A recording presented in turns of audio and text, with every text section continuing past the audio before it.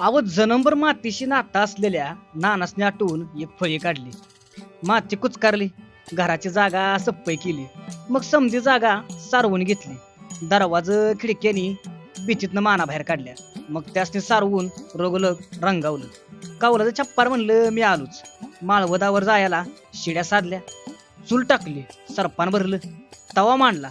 भांड्याचं कपाट आणि डेरा कसा ऐटीत बसते. शिडी उभा राहिली, साळूता घेऊन लगोलग जिजी बसली. अहो भूक लागली म्हणत मागणं आप्या आला. घर झाकलं, मग नाना दादासनी कापडे घातली.